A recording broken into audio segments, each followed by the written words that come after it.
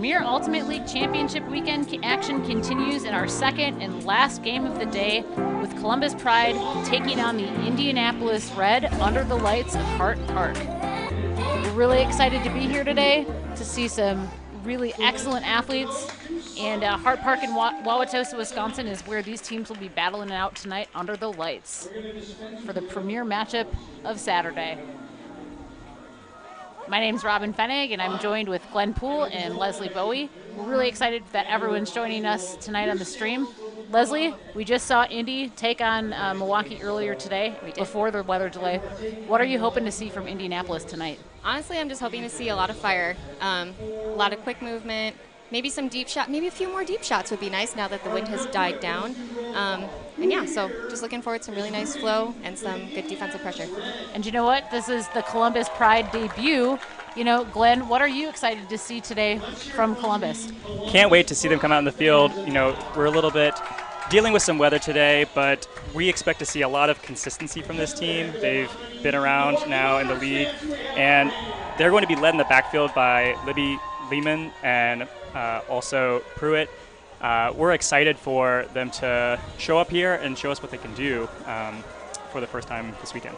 And I know that the Columbus Pride did have some turnover from their 2020 iteration of their roster to 2021, but they did pick up some pretty big firepower from the backfield with Domenica Sutherland and Kayla Emmerich joining their handler core. I like that it's a good balance between, you know, really good, strong fundamental throwers like Libby Lehman and Sharon Yee, but we're also going to see someone like Domenica, or I would say the player everyone's looking forward to seeing, Sadie Jezierski, take the field with Columbus again with some creative throwing options. We saw some really awesome creative looks, especially to the deep space from Kristen Dudley in that first game against Milwaukee. Obviously, significantly different wind conditions. The temperatures definitely cooled down. If you were watching the first game, you did remember that Milwaukee and Indianapolis were taking heat timeouts throughout the quarters. Now that the storm system is completely rolled through the area, the temperatures dropped, I don't know, maybe it feels like 20 degrees. The humidity certainly dropped, so we won't be having those heat timeouts. Yep. Great conditions for a lot of creative throws out of throwers like Jezierski, but also all right, and you are looking at that Indianapolis offensive starting line where you have Kristen Dudley, Courtney Fentz, Brianna Harrison, Kelly Kirker, Sydney Olin, Shawnee Rosenthal, and Claire Schwaba. The head coach is Blake Vanderbush, joined by assistant coaches Samantha Pukish and Jackie Lai. For the Columbus Pride, we're going to see Penny Wu take the field with Sharon Lee, Lucia Way, Charlotte Kerner, Corin Pruitt, Iris Javersack, and Emmy Schroeder. And they are led by head coach Ben Murphy. Also, happy birthday to Corinne Pruitt. What a way to celebrate one's birthday by getting to start out on D against the Indianapolis Red. I'm excited to see what adjustments these throwers on Indianapolis Red's offense are, what they're going to make with the wind conditions being what they are, which is almost non-existent right now. We don't have any flags in the background to kind of give you that perspective, but we can speak with absolute certainty that it is not as windy as it was in the commentary booth, although the temperatures dropped a little bit. Still kind of sticky in here. And for those You can speak for yourself, Robin. Last game, you know, Kristen Dudley, I think, was really the field general in the backfield for Indianapolis Red. And I mean, in previous seasons, I think we're used to seeing Dudley be more of that initiating cutter type downfield. And it was really fun to see her be kind of the featured handler, I would say, in that first game. Sydney Olin fields the pull and centers it right up to Kristen Dudley. And Columbus is opting to do more of a poachy zone look to try to disrupt some of that quick movement downfield that we saw in the first game from Indianapolis.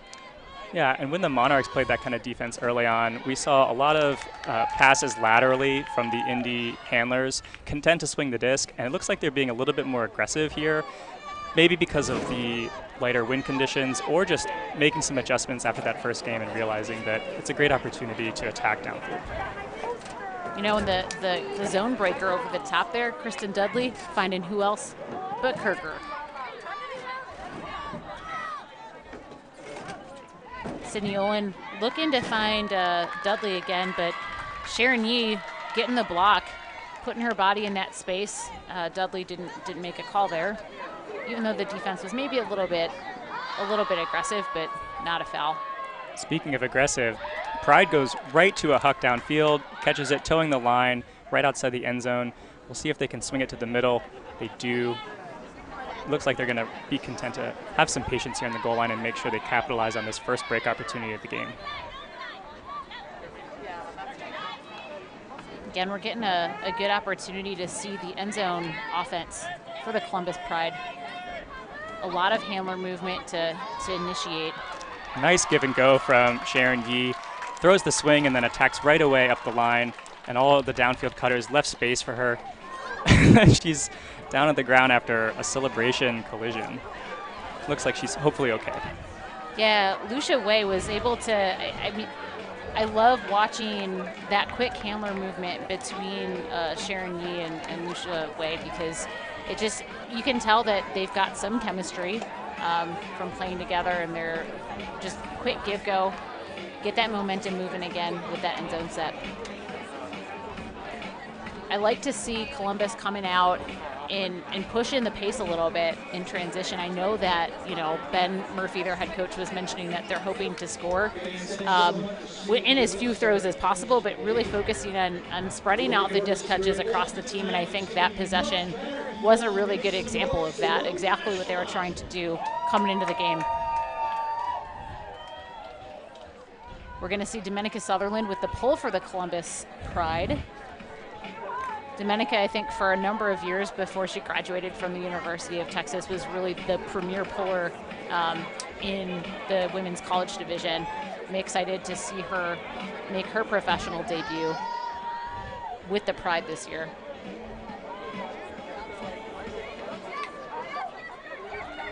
Definitely an exciting pickup, and we see that the Pride are coming down on the pull very aggressively, creating pressure right away.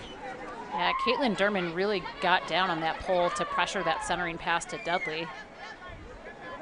And again, it looks like the Pride's okay with some, some patient, handler movement, but really trying to focus on limiting those swings out wide. It looks like downfield they're also looking for some switching opportunities, playing almost more like a zone in the backfield.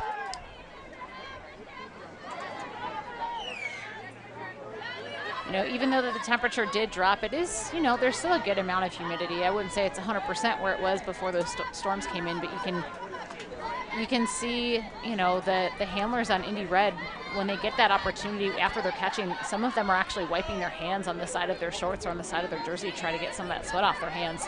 Can imagine, too, that there's still some moisture on the field after the rain that we got earlier. It was pretty torrential for a while.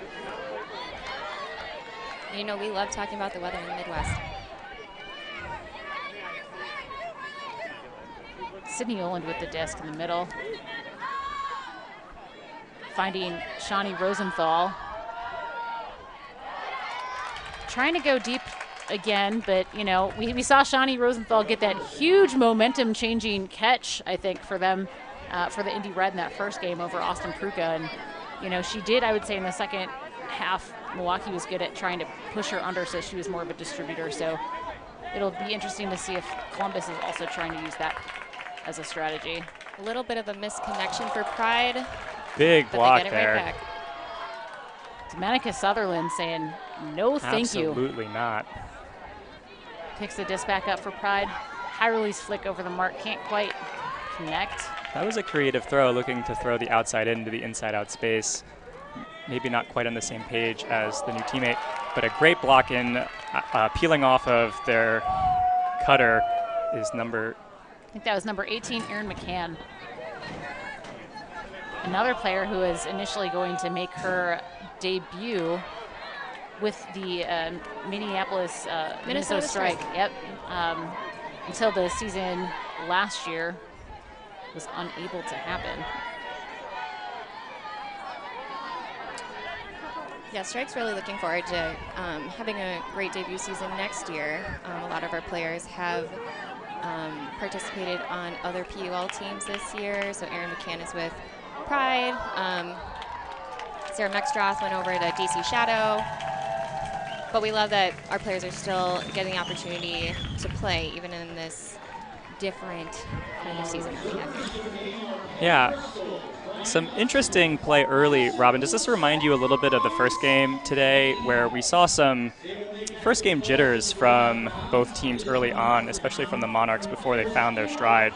Do you think that's what we're seeing right now? You know, I think it's been difficult with the delay of game. You know, I think all the teams were expecting to play, have some momentum, and you know, it's very difficult when you have to go to the car, sitting there, you know, for an unknown amount of time. And I know that Columbus in particular, they're supposed to play that second game. They're coming out of their car, starting to warm up, have to cool down multiple times. So, you know, it's going to take them a little bit, I think, to find their stride. But I feel comfortable that we're going to see some adaptation throughout the rest of this first quarter. Yeah, I won't be surprised to see them settle down. There's a lot of experience on both of these teams. We're going to get a first look here at the Columbus O-line. Kayla Emmerich fields the pull-up to Libby Lehman, and I think that both of them have a very dynamic handling style where they look to give and go, but never at the expense of taking away downfield space. Yeah, always watching before they make those upline cuts, reading the pace of the offense.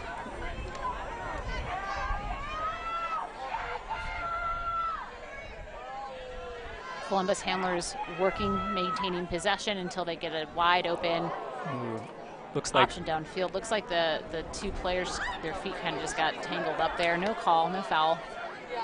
I really liked the communication between the handlers there from Columbus Pride, using both their body language and their voices to direct traffic. In the first game, we saw Indianapolis's defensive line utilize more of a vertical stack, and we saw them come out with that spread horizontal stack instead of the vertical stack. And I wonder if that caused some downfield miscommunication, just trying to find their rhythm.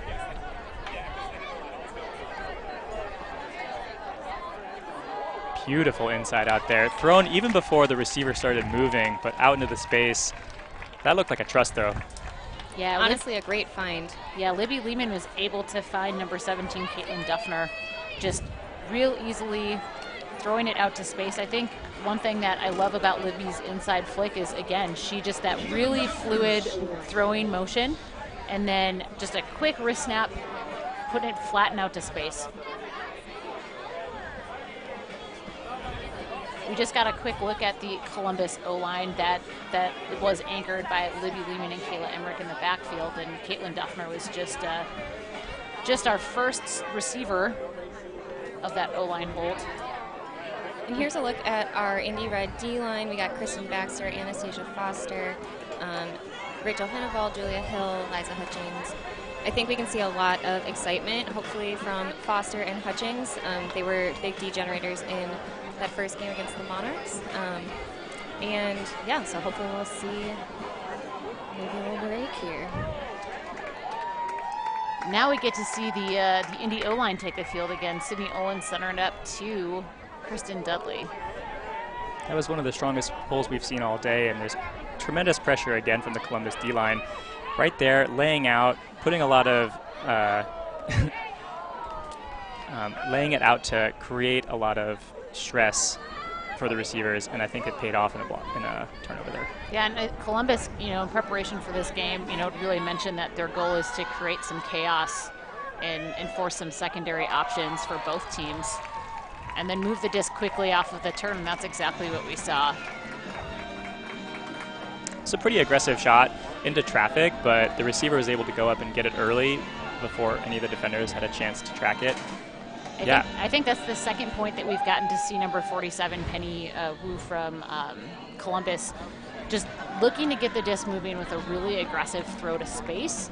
Obviously, like you mentioned, Glenn, the space was definitely closing when the disc went up, but she put the disc exactly where her receiver could get to it. Yeah, and especially when you have been playing with someone you know what their physical capabilities are, the kind of space you could put it into where they're going to be able to get it before anyone else. Sadie Jazurski setting up to pull for the Columbus Pride. The wind has picked up just a little bit. It's not really predominantly coming one way or the other right now. little bit swirly in the stadium.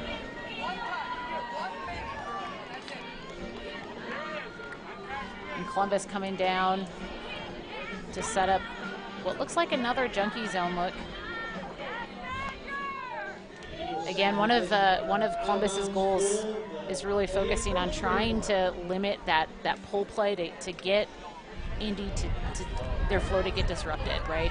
The whole goal for them is to try to get them to go to a secondary option. Sadie Jazorski picking up the quick D on that deep throw. And then sending one of her own, well tracked by the receiver.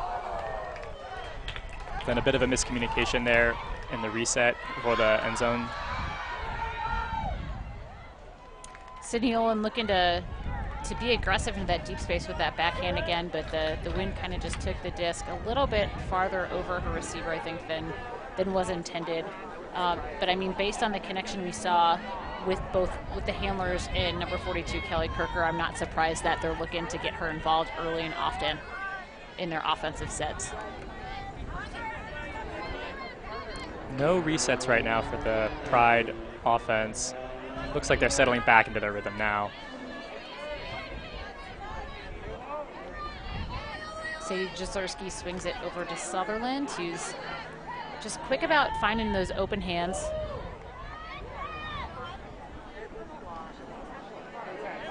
For players who are looking to figure out kind of how to be more dynamic in the handler space, I think watching Sadie Jazorski is like a textbook person to watch. She's always really good about being aggressive, pushing downfield when the opportunity presents, looking for big yardage gains, and trying to find a spot on the field that's dangerous as both a thrower and a receiver. And now you can see her pushing into the deep space as a cutter, looking to be really creative, now striking toward the end zone.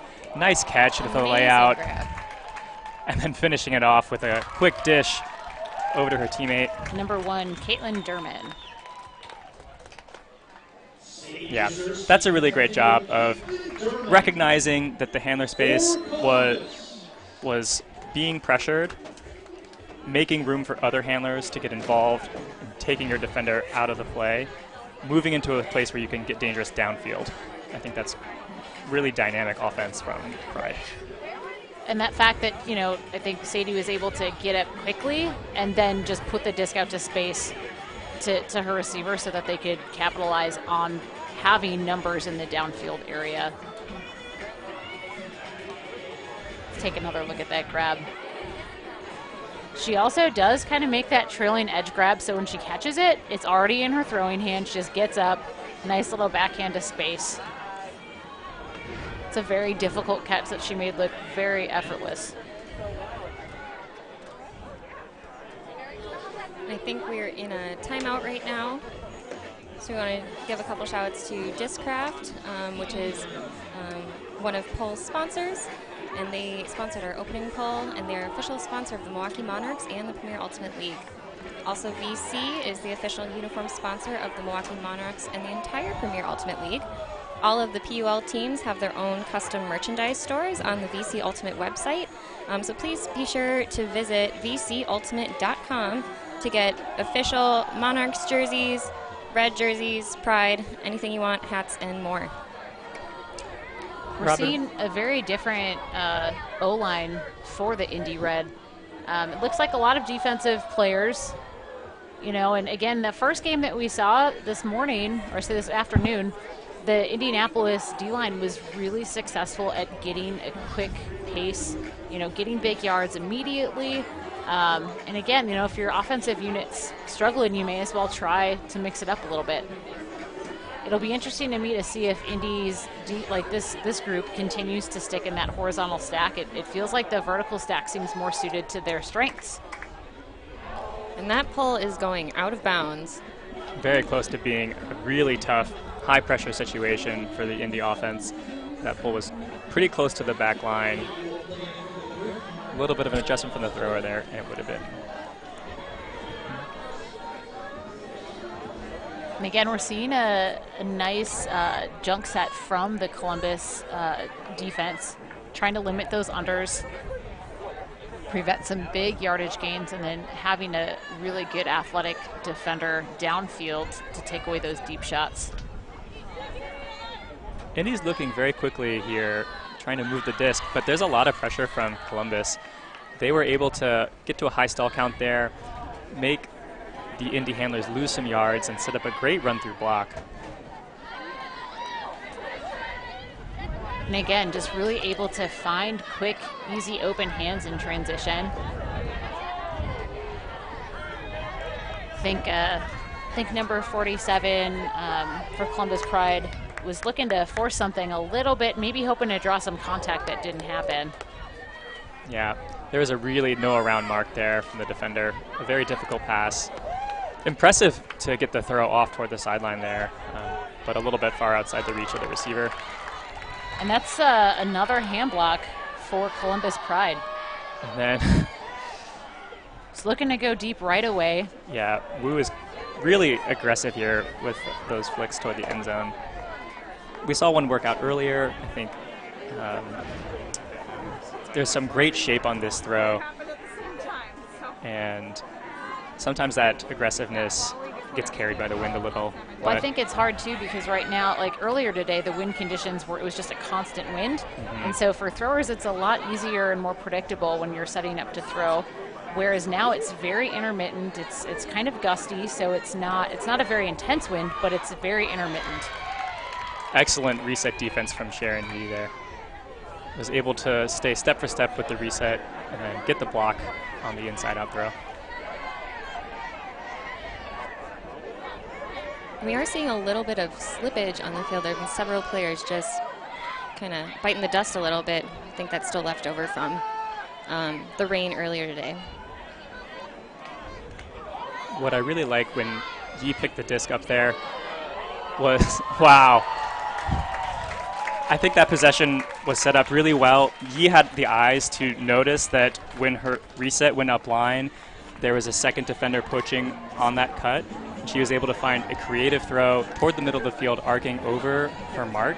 And that really moved the disc wide and set up the opportunity to strike up line with that goal from Penny Wu. And what a grab. Penny Wu. I was hoping, I like the not too aggressive kick spike, mostly just because it seems like she's probably been there before. She's a pretty good, really good athletic player. Love to see this kind of grab under the lights in Milwaukee tonight. See that celebration. Yeah, Columbus is in control right now, really being aggressive on both sides of the disc. And it looks like Indy's going to get the chance to send more of their traditional O-line out and settle things down, bring that patient offense back, and look to work the disc down the field. Another great pull by Dominica Sutherland. The wind is picking up again. For those of you at home, the wind typically is coming from the right to the left, so Indianapolis is shooting downwind right now. Kristen Dudley looking to connect deep with Kelly Kirker again, but the disc just, I think, sailed a little bit too much and allowed the Columbus Pride defender, Lily Mendoza, to get into position for that block. And you can see that the clock just ran out to 0, and in quarters 1, 2, and 3, the possession is finished, and then the quarter's over. Yeah, so as long as the Pride maintain possession here, which they're doing with some really impressive grabs right now, then they will be able to play out the point. Chizerski goes up, but great defense there. Kristen Dudley doing everything she can to secure the disc, to get the block, and also avoid contact with Sadie Chizerski. What an athletic play. Yeah, so that'll end the point and also the first quarter. Right now, Columbus Pride is up 5-1. We're going to take a few minutes, and we'll see you back in a few.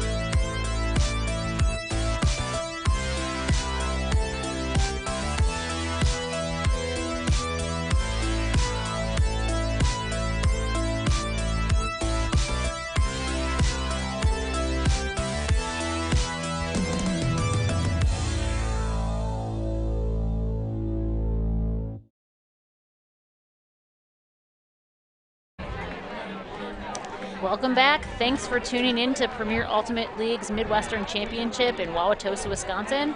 I'm Robin Fennig, and I'm joined by Glenn Poole and Leslie Bowie in the booth.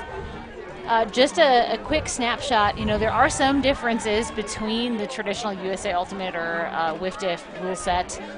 So if this is your first time tuning into the Premier Ultimate League, at the end of the first 3 quarters, something really notable is that the team in possession of the disc just has to maintain possession and play out that possession. There's no buzzer beater scenario. It only happens in the 4th quarter.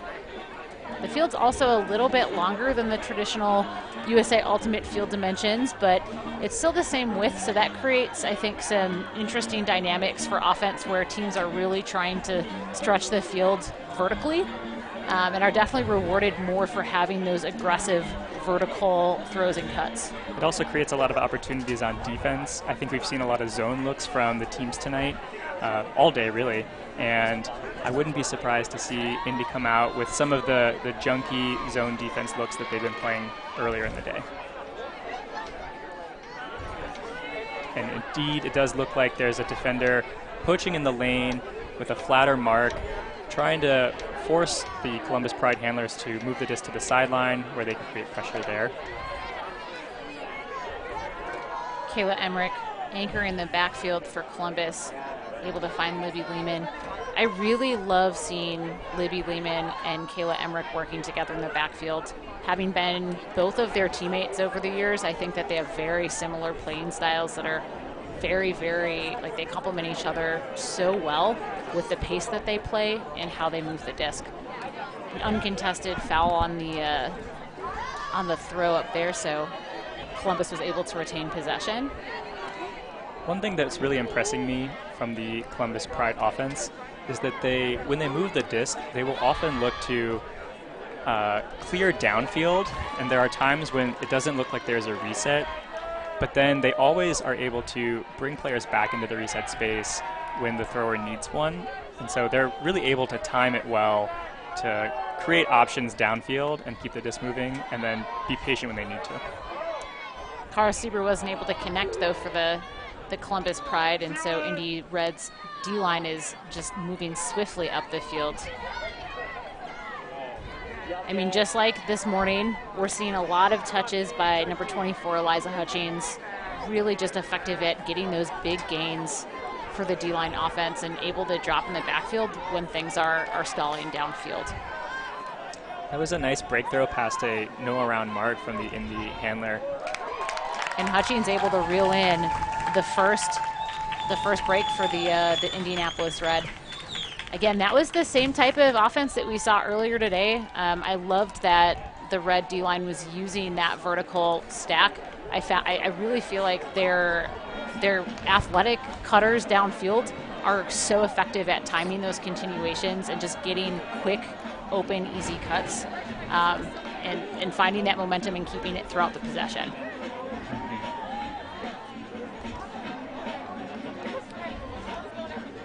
And honestly, I think early in the first game, we saw Indy really able to make their own momentum and get control of that game early. I think that just seeing defensive plays like this one from Kristen Dudley and then seeing another good, strong defensive play that we just saw in that last point, we're going to be able to see Indy chip back. I think that they've got a really good team focus on not trying to do too much. They're just hitting easy open hands. I think that some of the throwers on the Pride, they are so creative with how they use those over-the-top throws that sometimes they're looking off easy open options. But the Red, I think, is as a team, just feels like they're very content to take those easy options because they're there. Mm-hmm. And then sometimes as a defensive line, it can be frustrating playing against a team that takes advantage of those big, aggressive, over-the-top throws. But the Pride are showing a lot of mental resilience here. At the end of the first quarter, getting a big block in the air, and then coming out, getting a break, and then here another opportunity to break with a big defensive play in the deep space. A lot of resilience from the Indy Red defense especially. And Indy looking to attack deep. Unable to connect, but, forcing Columbus to work, 40 yards as opposed to getting it on the goal line. I've been really impressed by number 47 on the Columbus Pride, Penny Wu, with just how she's able to, it feels like the field gets bigger when she has the disc, and it's not because she's like throwing people open, it's because she's able to attack space with a variety of throws. And with her legs, we saw her really create momentum across the field that time and really set up some clean offense and continuation passes with the lateral handler movement. And talk about a throw to space there, that high release flick towards the break side. I mean, you were talking about this earlier with Domenica's high release flick to that inside space. This one we see a very different edge, able to put it out on a platter, you know, to where Anastasia Foster can't make a play at the disc, even though we know she's the type of player who's going to make those big Ds in the end zone. That was also one of the most casual high release flicks I've ever seen in my life. Just cool and collected. I mean, that's a throw that I've wanted to like really add to my repertoire confidently in a game situation, and to see someone just whip it out so casually, I have so much envy right now as a thrower. I feel like I gave up on the high release flick and started working on my lefty backhand for those kind of situations. Choices, Glenn. I think it's worked out so far. Right, cool. Should see it at Summer League. And just a reminder, if you're tuning in from home and are also on Twitter, please tweet at Robin, Glenn, and I. Our handles are, well, at It's Leslie Boy for me, and then Robin is WI_state bird, because Robin is the state bird Of Wisconsin. of Wisconsin. And at Glenn Poole, GA Poole. We would love to hear where you're watching from, who you're watching with, and if you got any pups or pets, join you. And again, we see the Columbus Pride coming out in that poachy zone look. You know, Indy was able to swing and maintain possession, but unable to get any really big yardage gains in that possession. It looked like they were close to getting some yards down the field with that swing that was really into a good space, just slightly off target. And we see a pass from the Pride, a little bit off target, looking for that end zone early. We've seen them be aggressive all night so far, and the Indy handlers are going to get another chance to work against this poachy zone. Again, over the top.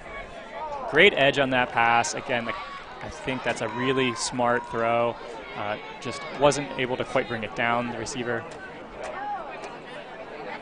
And so Pride getting back into their end zone set, that vertical look with the cuts from the front. Lily Mendoza has been very effective at timing her cuts, able to get a wide open under for a big gain, easy turnaround, and just put the disc to her receiver for a score. Yeah, there was no hesitancy there. That's a really nice job of catching the under, stepping out, turning around, and hitting the continuation right away. And that's not an easy window to hit, as the cutter's moving toward the sideline and closing the space with every step. And that throw was perfectly on target. And that was Riley Dixon, number 25 for that score. She's a student at Purdue University, one of Pride's younger players, but clearly still making an impact. So we're getting the same defense in terms of the same line that we've seen every time that Columbus's D-line has been pulling from the right-hand side of your screen to the left. We've got Penny Wu set up to pull the disc down to the Indy Red O-line. Robin, do you think it's possible that they're playing more directional-based lines here, maybe upwind, downwind, rather than strict O&D? I think that Columbus has had the same offensive unit during both of their holds. But in terms of their D-lines, I absolutely think so. I think that this line is definitely anchored by Penny Wu and Sharon Yeef in the backfield. And honestly, again, having played with Sharon on Madison Heist, I know that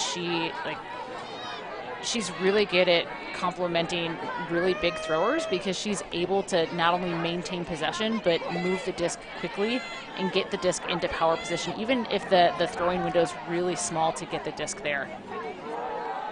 Some nice bounce passes here from the Indy offense. Really has forced Columbus out of their zone defense, but a miscue in the reset space gets the disc back to the Pride. And Penny Wu's looking downfield right away again, but opts for the open swing. Really good communication to get the disc moving, find those easy open options. And it feels right now that Columbus has a lot of really, really good momentum, especially in transition off of those turnovers. Yeah, and that was really great timing from Wei. They were able to turn their deep cut into an under after the swing pass. Just excellent timing and continue the flow for the score. Really impressed with that. One thing that you'll notice is that, after Wei gets that block, they just keep going into that deep space. Penny Wu signals with her hands, hey, come back to the disc. And Wei was able to get that easy under and then just turn downfield, clear all that space. Again, it's just the momentum that the Columbus Pride is able to create off of, dead disc scenarios. It's wild right now, honestly. They just look so confident. They look like they're having fun. They're playing loose. I think that was something that was missing in the first half of the first game that we saw today. I think both teams seemed a little bit nervous. We're playing a little bit tight. And you can tell that the Columbus, like everybody on the sidelines, everyone's really engaged, playing comfortable, but also with a lot of joy. Looks like a pick was called as the defenders are trying to track the disc and follow its movement. They're going to bring it back.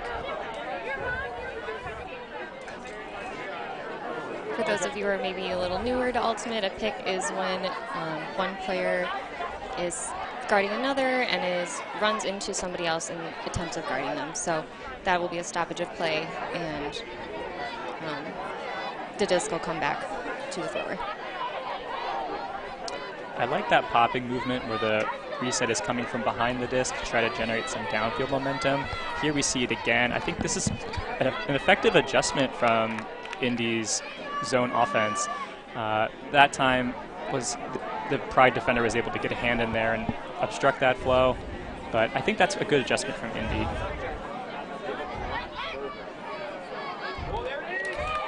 Great. And I feel like the Pride in transition are looking to get the disc into Sadie Jezierski's hands, but it's something you don't have to try to force the disc there when you have Hutchings on playing D. I mean, we've seen it all day. Hutchings is so good at generating blocks for Indy.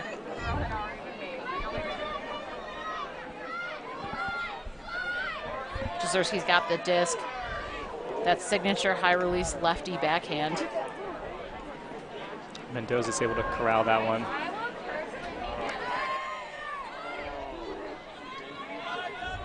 Eileen Duffner getting it in power position, finds Sadie Jezierski. Again, great pressure from Hutchings. Anastasia Foster with that D.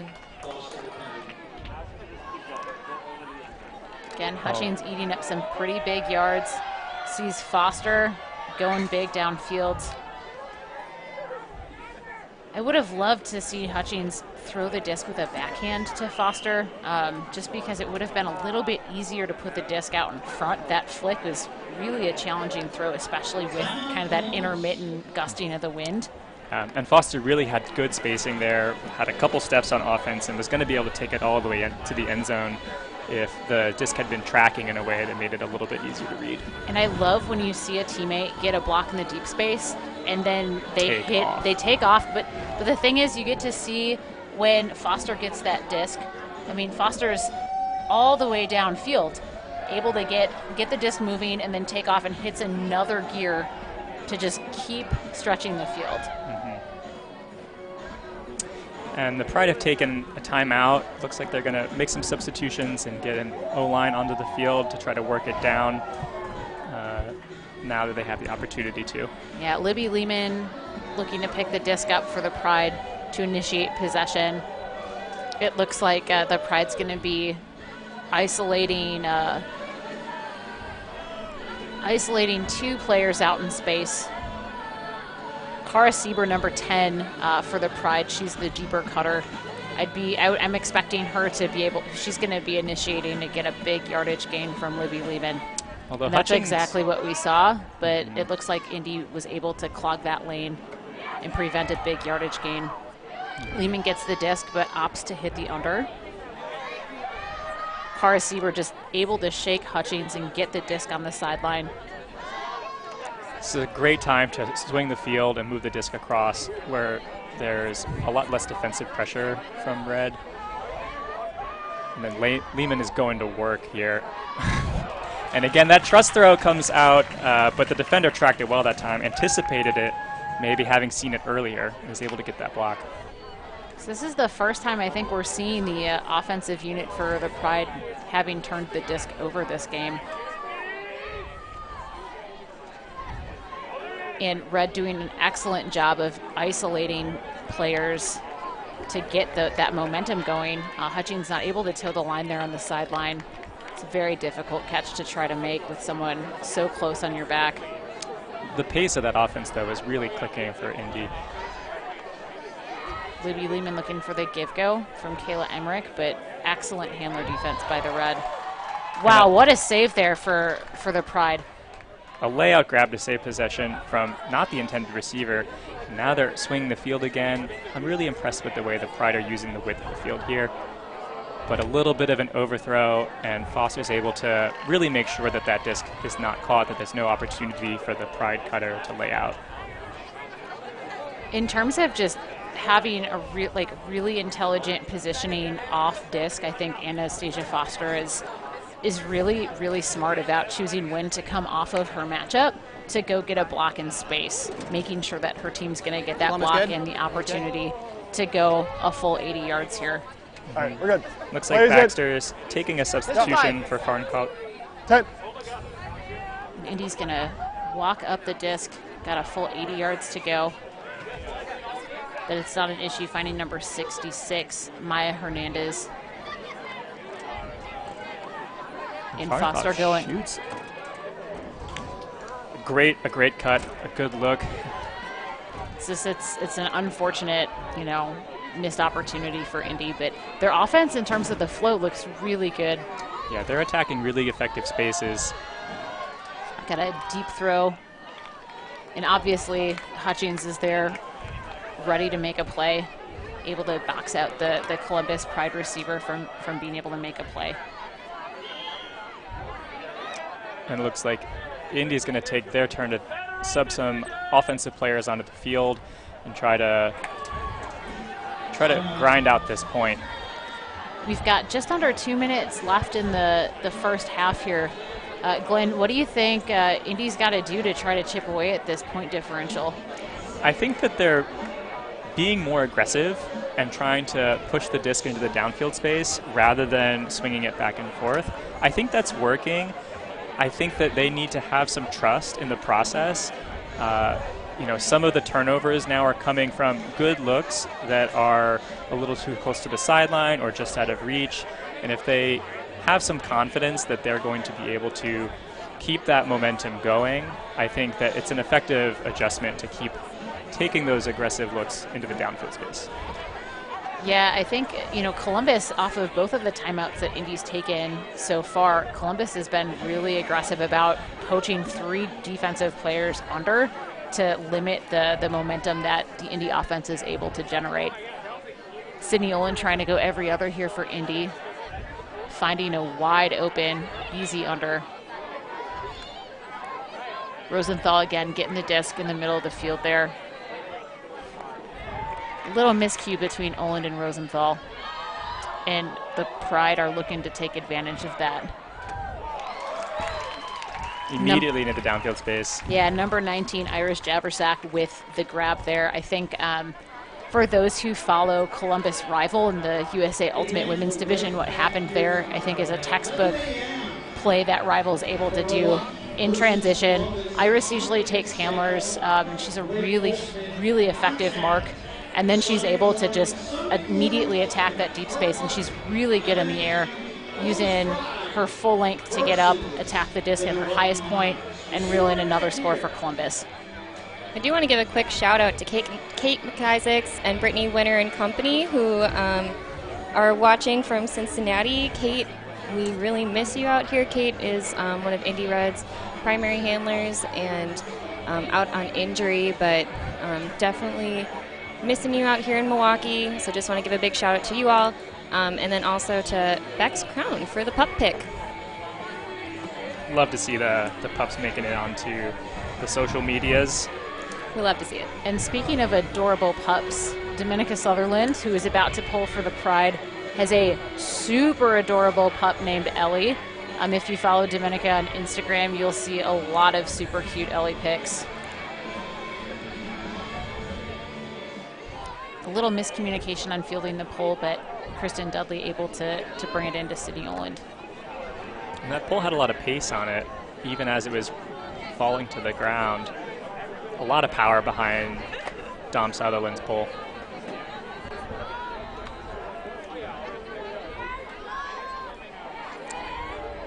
I like this flow from the Indy Red offense. They're really looking to push the pace with some attacks from the handler space, but looking to connect with the downfield cutters, and it's working out great. That's an efficient score for them. Shani Rosenthal just finding the end zone. I think if she's not distributing the disc to the end zone, she's wide open there, ready to make an impact. And there is a great catch there. Here the deep shot turned over a bit, and the receiver was able to read it super well, come back to it, catch it cleanly, keep the disc moving.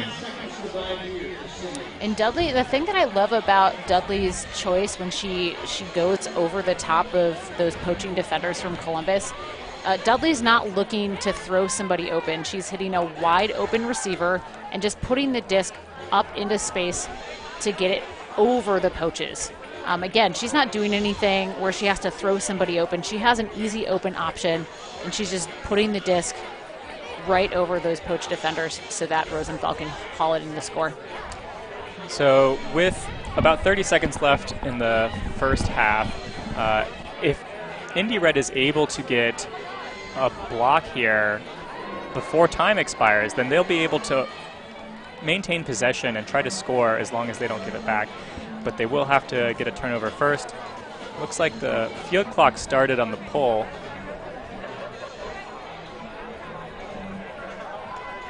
And the Pride are probably going to get the last attempt here to score in the half as the clock expires. Remember that this isn't a buzzer beater scenario, that the Pride get to finish out their possession with as many throws for as long as it takes.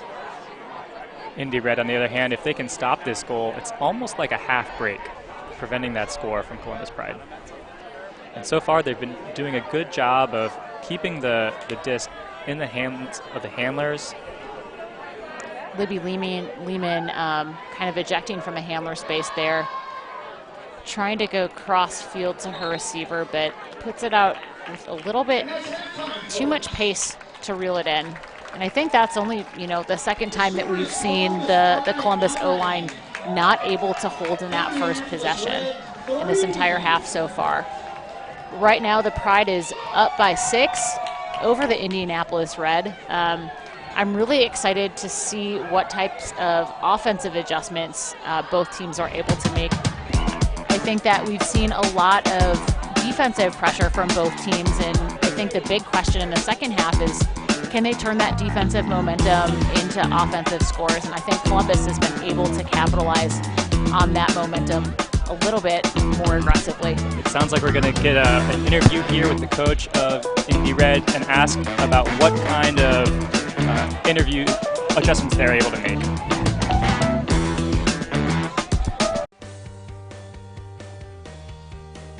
Well, at first I was somewhat nervous.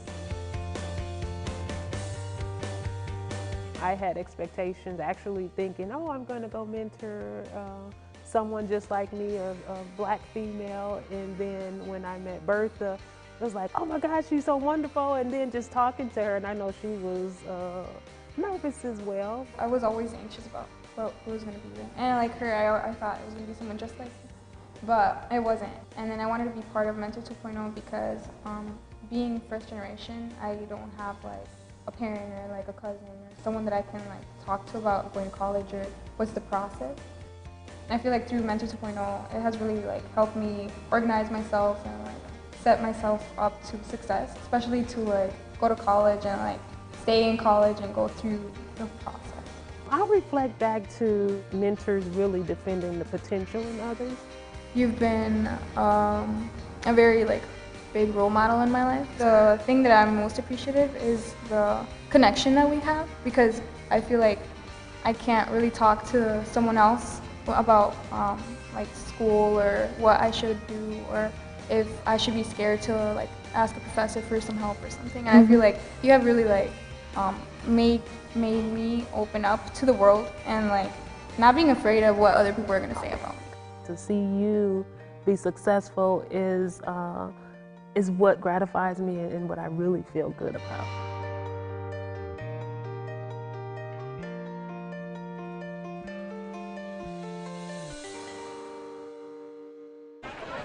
And welcome back to Hart Park in Wauwatosa, Wisconsin. We've got Columbus up over Indy, and we're going to talk with head coach of Columbus Pride, Ben Murphy.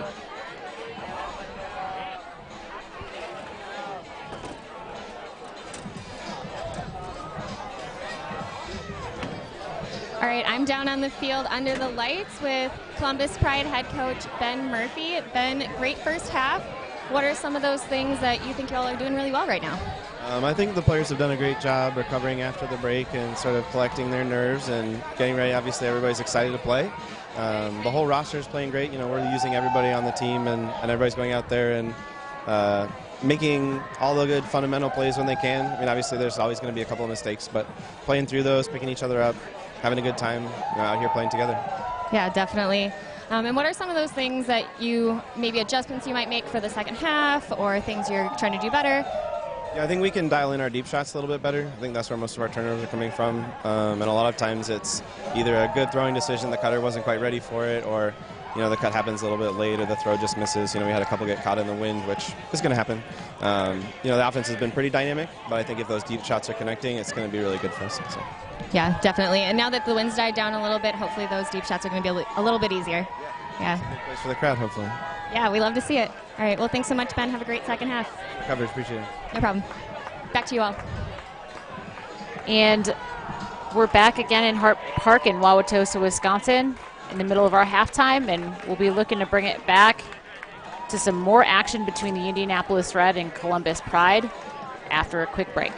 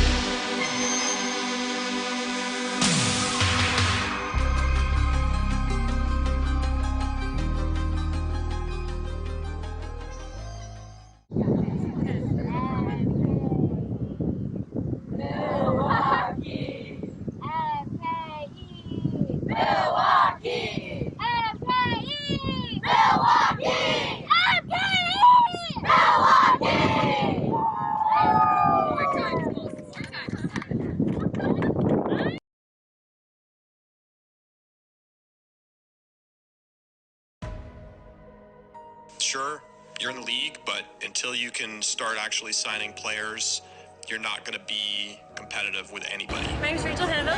I'm from Fort Wayne, Indiana.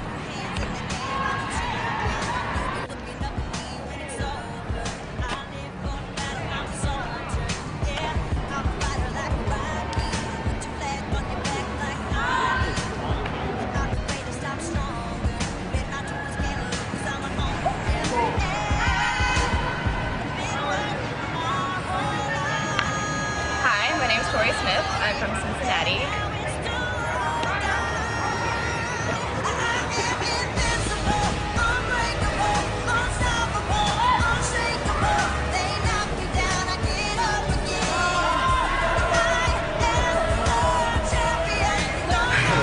Hi, my name is Jen Wu, and I'm from Chicago.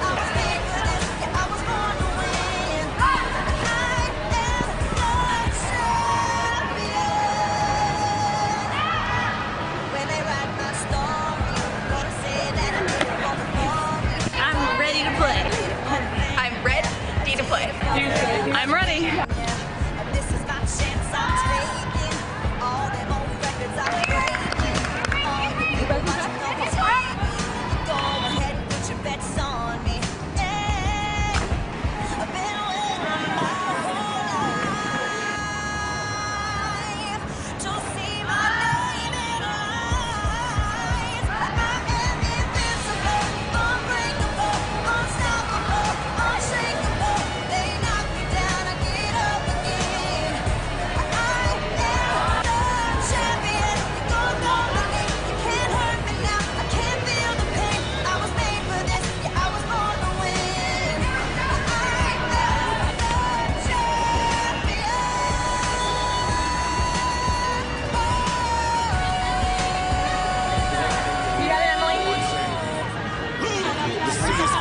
I possess through the drama. H is for the hurt, but it's all for the honor. A is for my attitude, working through the patience. Money comes and goes, the M is for motivation. Gotta stay consistent, the P is to persevere. The I is for integrity, innovative career. The O is optimistic, open and never shut. And the N is necessary, cause I'm never giving up. See, they ask me how I did it, I just did it from the heart. Crushing the competition, been doing it from the start. They say that every champion is all about his principles.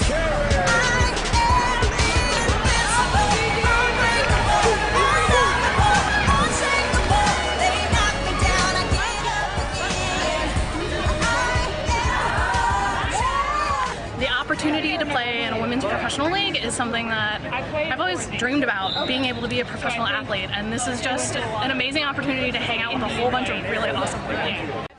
And welcome back to Wauwatosa, Wisconsin, where we have two incredible Premier Ultimate teams battling it out under the lights. Tonight we've got the Columbus Pride in orange against the Indianapolis Red, who are wearing their dark jerseys in black.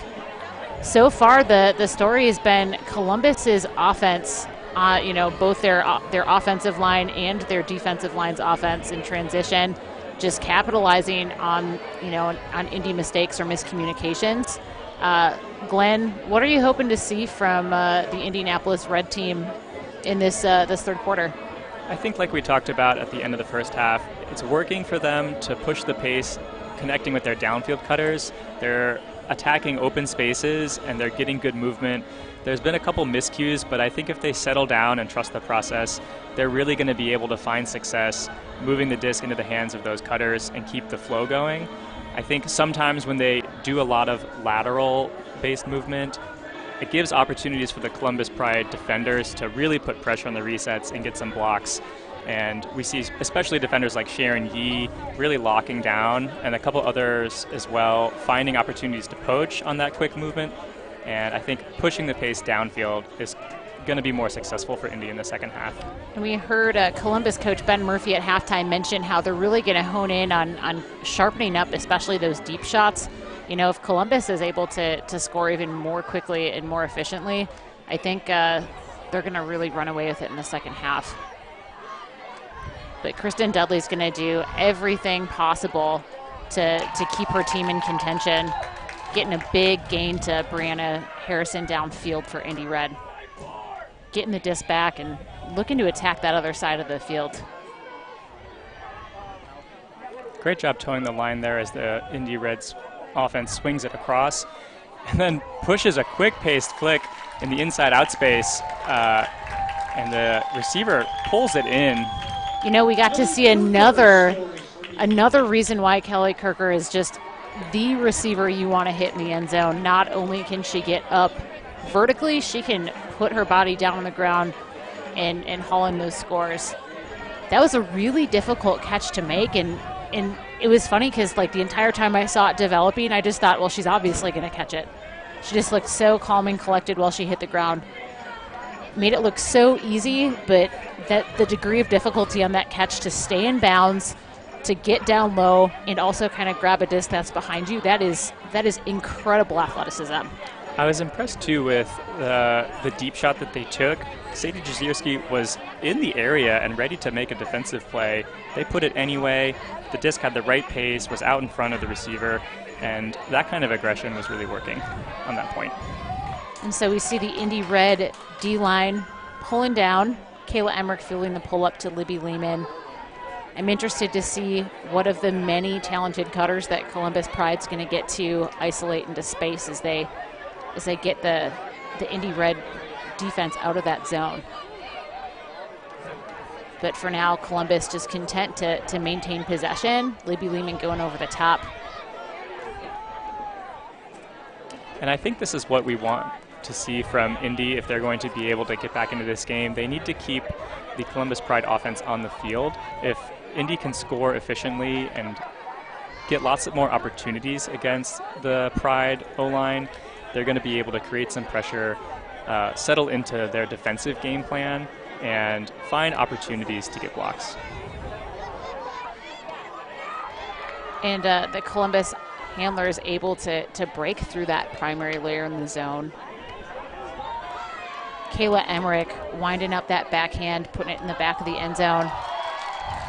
And Duffner able to reel in that score. It looked like Caitlin Duffner maybe lost the disc in the lights or something there. I mean, she was really open in the end zone. Kayla Emmerich put the disc into that back of the end zone space, and it just kind of looked like maybe it was kind of lost in the lights for a second.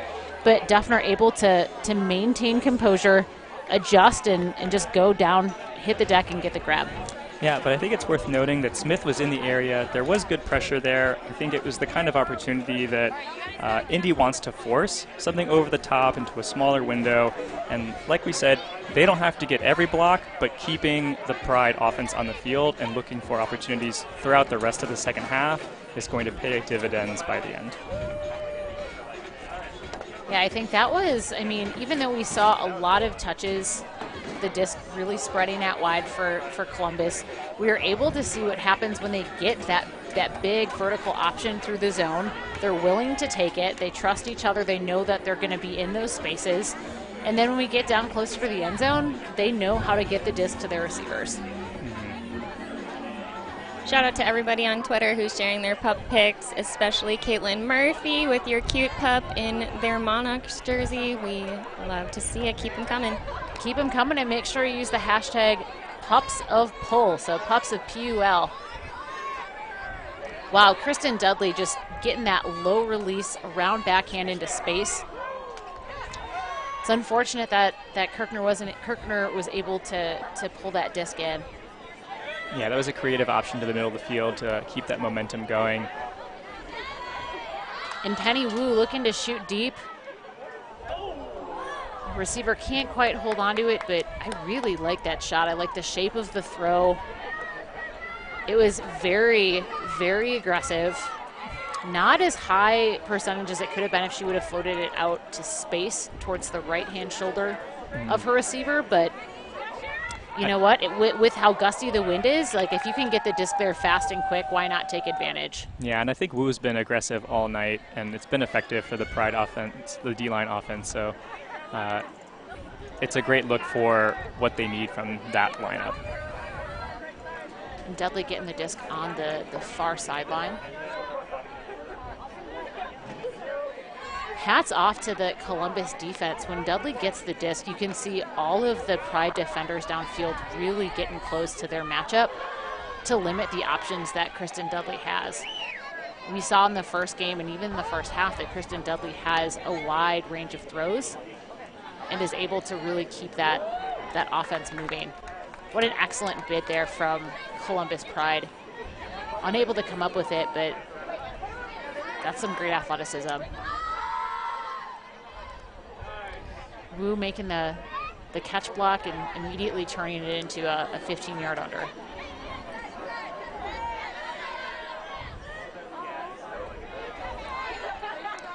who was really directing traffic here, breaking the disc into the wide side of the field. Nice grab, and the lefty continuation pass. Iris Javersack making ridiculous catches, just seem routine, saving possession so that Columbus Pride can find Sharon Yee in the end zone. Really nice timing from Yee for the end zone score. Let's get another look at that catch. It feels like time stands still when Iris Javersack leaves her feet. It doesn't matter if the disc is straight over her head, if it's behind her, if it seems unreachable for her, she can still make it happen.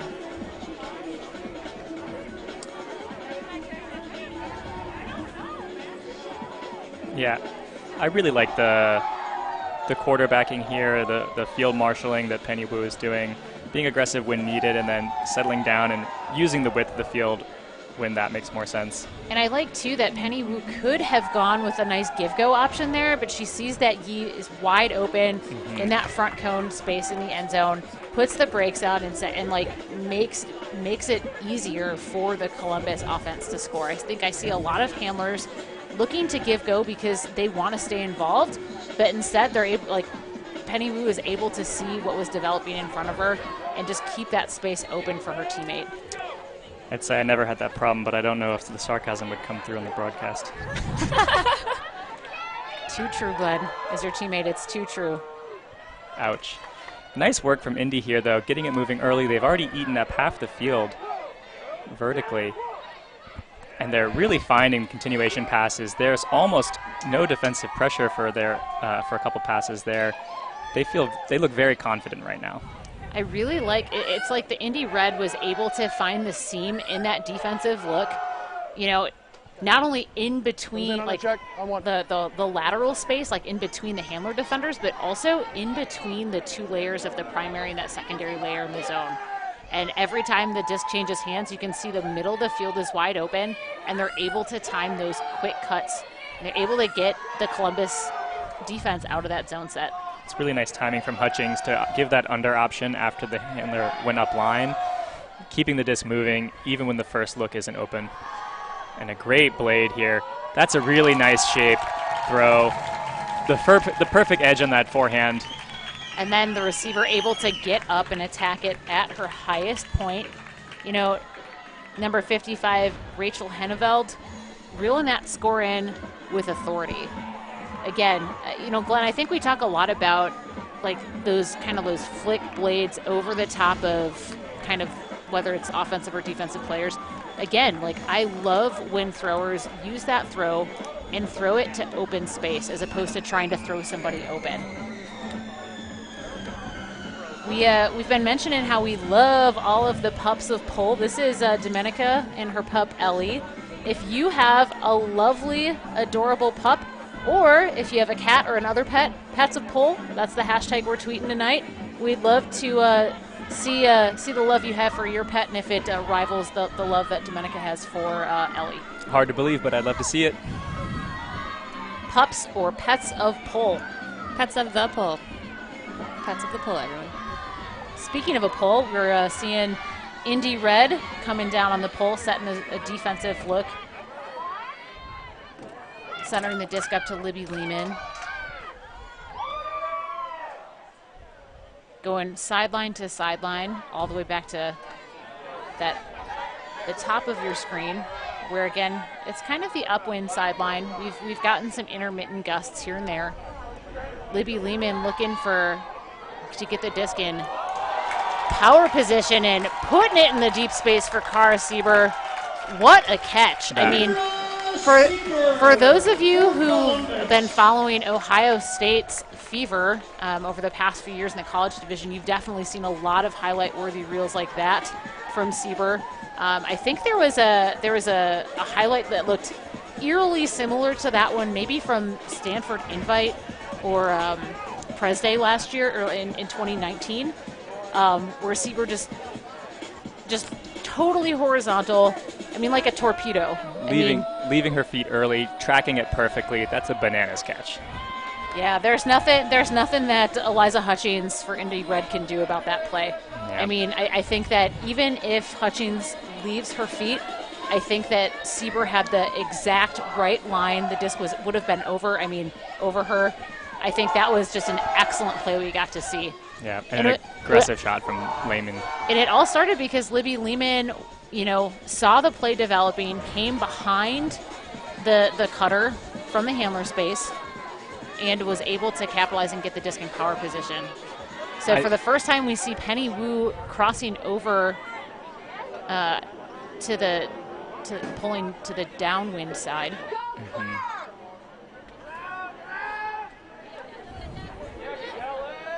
Indy Red able to get the disc moving quickly before the Columbus Pride defenders can really pick up their matchups. Able to find Kristen Dudley. I love this Sharon Yee Kristen Dudley matchup because Sharon is such a strong physical handler defender, and Dudley is definitely a player who doesn't shy away from a little bit of contact. We get that run through block from Columbus Pride and going to work really quickly.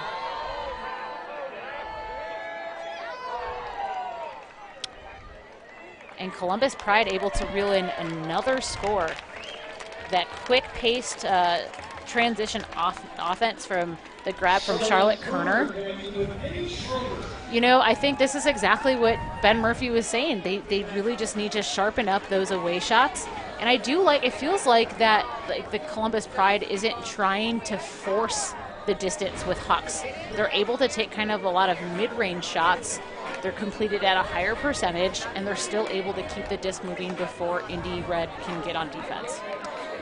Yeah, and in terms of Indy's offense, I think they're making the adjustments they need to make, and I think it's similar to earlier in the game where they're making good looks and not quite connecting.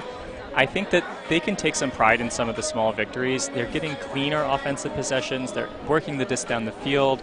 The handlers are connecting with the cutters more frequently, and those are all really positive things to take away from the way they've stepped into the second half.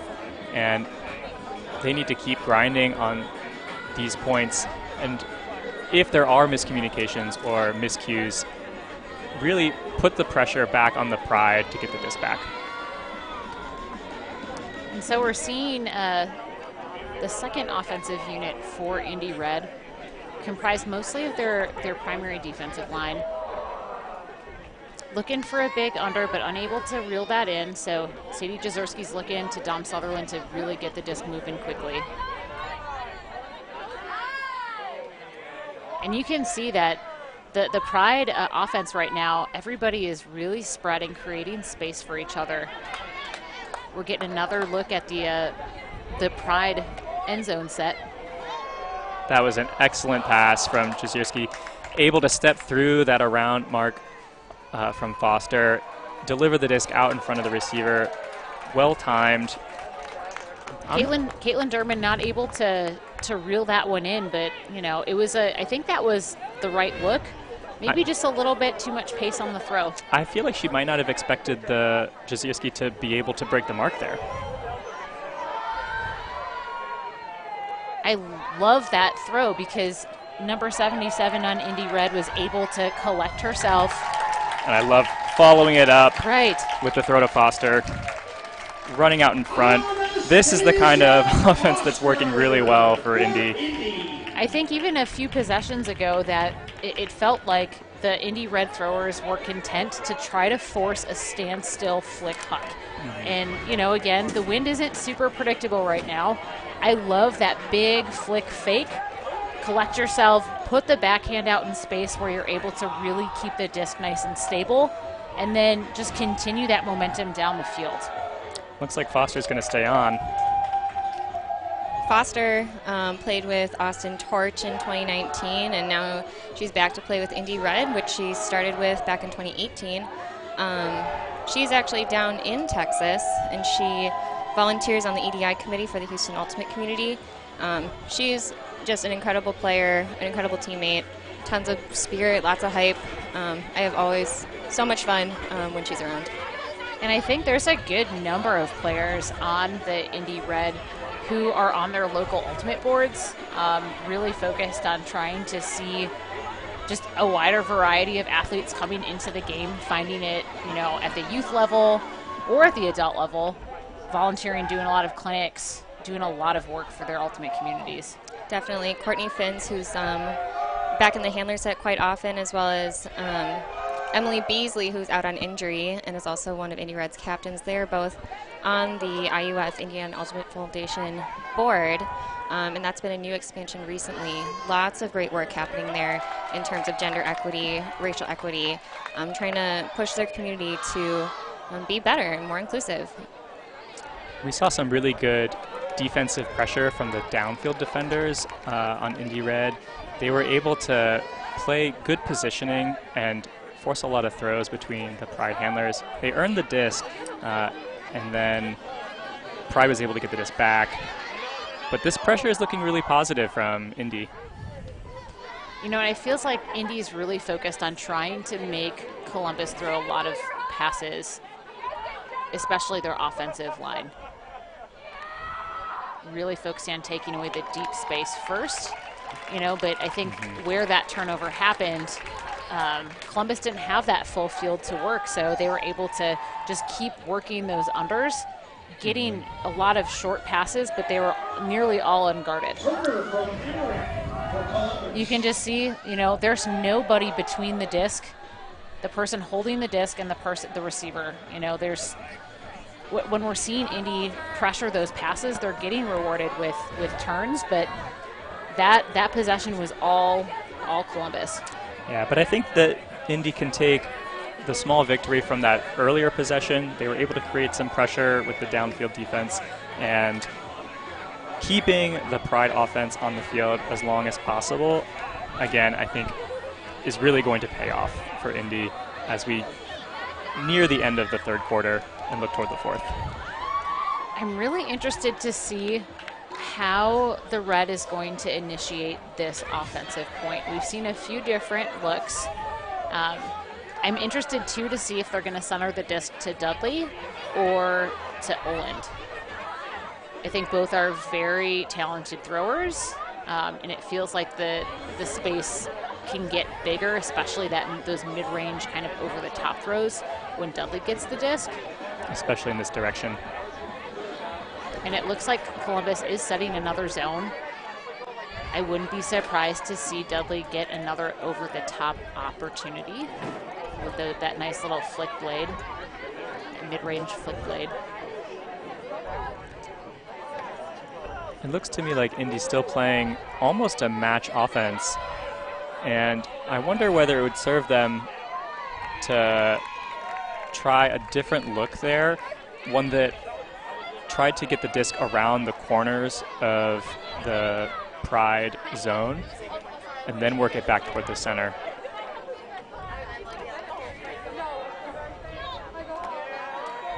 Penny Wu looking to be really aggressive with that backhand to space. And speaking of aggressive, Indy's going up early again. And we'll get to see Pride work it another 80 yards. Javersek clearing out that space for her teammate. But the Pride elects to swing the disc to attack that opposite sideline.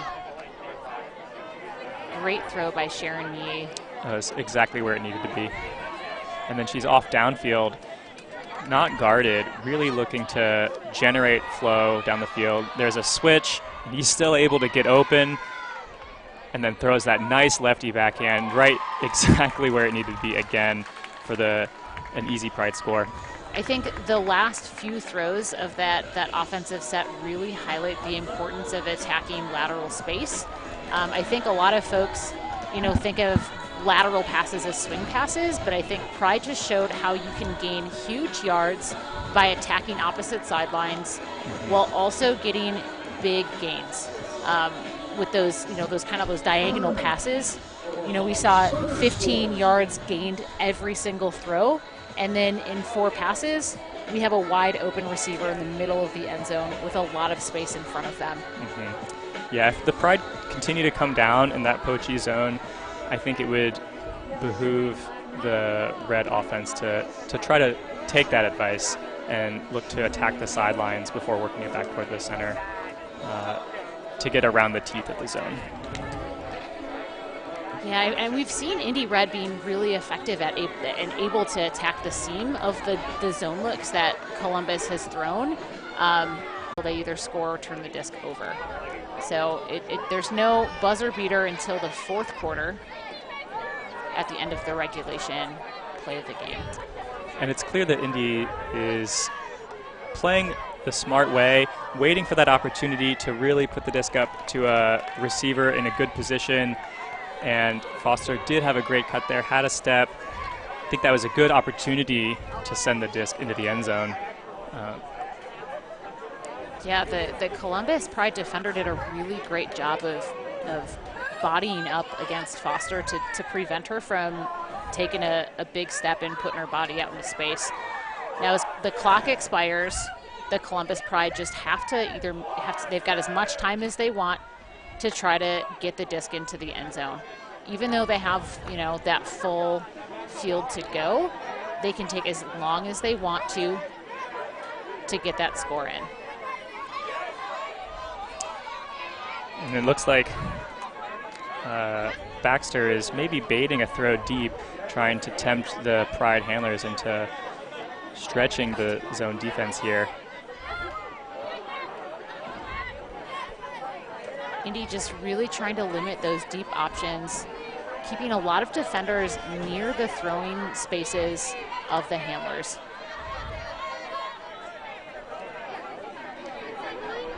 Pride's just being very patient, looking for those sure passes.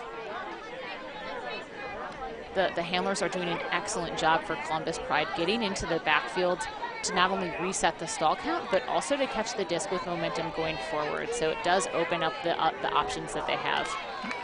Dom Sutherland maybe just rushing a little bit. Thought about making a call. Looks like she retracted it. The observer does confirm that the call had been retracted. So that is the end of the third quarter. We've got the Columbus Pride up 15-6 to the Indy Red. It's been a very long and exciting day. A lot of unpredictable weather conditions, and both of these teams are focusing on bringing the energy late into the evening. And they've both got one more quarter to put some pieces together. Definitely. So we're out at Hart Park at Wauwatosa, Wisconsin for the PUL Midwest Championship Tournament weekend. We want to thank you all for tuning in and sticking with us, especially in this kind of wonky day of our delays here. And as we look to finish out the rest of the game here, if you have any cute pets you'd like to share with us, hashtag Pets of the Pole. We'd love to see your dogs, cats, frogs, lizards, anyone that you'd like to share with us and to show us who you're watching the game with. If you got a viewing party and you got multiple pets, we'd love to see them all. Also, if you have any questions or shout-outs, we'd love to chat a little bit more. In the meantime, Glenn, what are you thinking Indy's going to look to do here in terms of adjusting for their final quarter to hopefully, again, chip away at that point of deficit? I think that they may be considering not only the end of this game, but also building toward the future of their franchise. I can imagine that there are a lot of younger players and people that they're looking to develop as strong leaders of this team for future years of Indy Red. And so I'm really excited to see them continue to attack the Pride defense and incorporate some new looks, whether that's developing an offensive set that they haven't tried yet, or maybe have only worked on in practices, or incorporate some players into spots that they haven't experienced as much before. This is a great opportunity to try some new things and see if they can build some confidence in those players and use that as a momentum shift to chip away at the Pride lead. Yeah, I think that some of the injuries that Indy Red had coming into the weekend definitely shook up some of the the roles that we're seeing the players who are here this weekend having to take on. I know that, Kristen Dudley is such an effective cutter. I am really excited to continue to watch her play with the Pittsburgh Parcha, the women's team. It's a new women's team based in Pittsburgh for the USA Ultimate Club season. I think that she's a very talented cutter, and even just seeing how she's able to impact the game this weekend in the handler set, where that's not her preferred or primary position, but she's making a huge impact for her team. I think she's the type of player that you can really build a franchise around. And the thing that I love about Kristen Dudley watching her play this weekend, she's not somebody who tries to do too much. Again, she's not looking to throw people open. She's just hitting open receivers and has a lot of creative throws that she can use when the opportunity presents.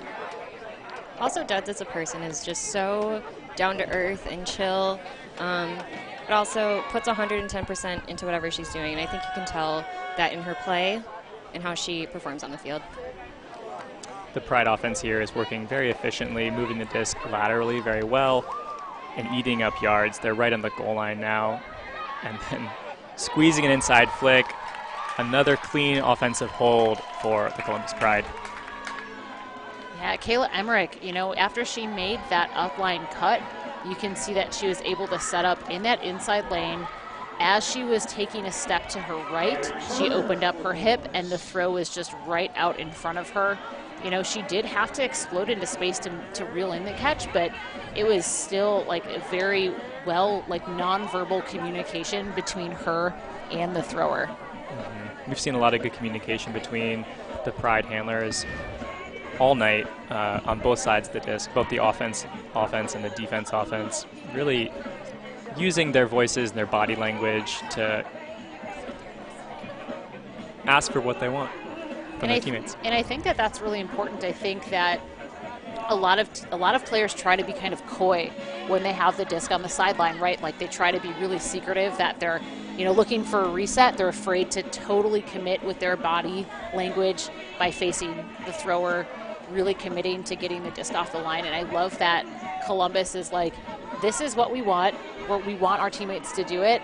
And, it doesn't matter that Indianapolis knows what they're doing. They're working really effectively together to give those looks. Yeah, it expresses a lot of trust in the receiver. They're going to get open or provide an option. And if the defense does a good job of taking that away, there's going to be another person who's available to provide a backup or secondary option. And Rosenthal finding another big yardage gain, getting the disc in her hands, finding Kristen Dudley downfield. Just kind of overshoots her receiver just a little bit. Javersack making the block there for Columbus Pride. Penny Wu goes to pick up the disc, and we've got 75 yards to go. Columbus Pride is really effective at getting their offense moving from a dead disc. I think that we've seen, all three teams at times struggle when they've had the disc at a standstill, but they're able to really jumpstart their offensive momentum. And I think that communication really plays into their ability to generate that flow. And, we had a wide open receiver downfield, but it just kind of a miss throw by Penny Wu. She really wound up, and you could tell that she kind of stopped her throwing motion halfway through the throw. It was very different than her typical throwing motion that's very smooth and fluid. I feel like that can happen sometimes when the mark steps over. Yep. You almost don't follow through on your pass out of fear of initiating contact. Wu able to get the block off of that Rosenthal throw. Dudley and Rosenthal both took off into the deep space to prevent a huck up to Irish Javersack, leaving a wide open Columbus Pride cutter. A nice bid by Penny Wu, unable to reel it in. Sylvie Olin surveying the field about where her next option could be downfield. Makes a good, safe, smart choice, swinging it to a wide open receiver, wide open Rosenthal. Brianna Harris was able to make up some impressive ground on that deep shot. Still wasn't able to connect in the end zone, but honestly, I mean, I feel like she was like 30 yards away when that disc went up, and she was quite close. Yeah, and I love that kind of effort here in the fourth quarter. Columbus Pride calls a timeout to get their offensive line back on the field.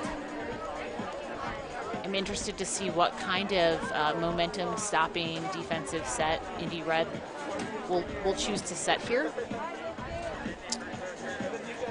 Yeah, they've typically been coming down in that 3-person flat zone, and I would be kind of interested to see them go to a match defense and try to lock down, really generate some pressure.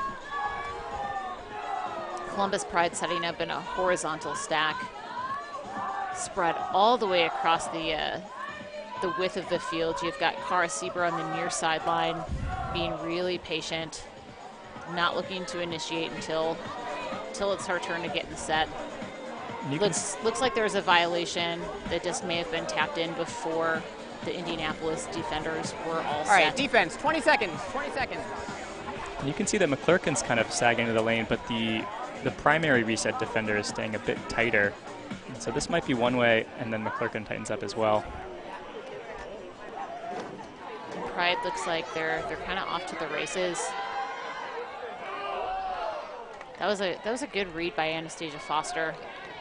I think her going up aggressively into that passing lane really kind of threw off that deep connection. Wow, what an excellent grab by number 15 on the Indianapolis Red, Anna McClurkin. Another nice catch from Foster. And we're pushing the pace downfield.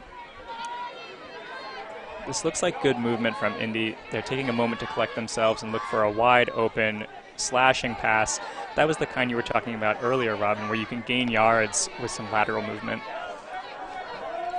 And honestly, I think it's because the throwers right now, rather than just taking a really aggressive standstill huck attempt, they're willing to work around the mark and break it into some space. Mm-hmm.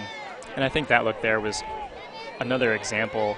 And again, Indy, I think, can take a lot of pride out of how they've been playing in the second half. They've been looking at good spaces, generating good movement. Even when they're not connecting, they're doing good things with the disc. I also wonder how, the weather delays have impacted all of the players on both teams. To me, it seems like the Columbus Pride cutters are able to get a lot more yards, get open into that deep space, and really allow throwers like Libby Lehman to put the disc out into space like we just saw there. A nice emphatic grab by the Columbus Pride.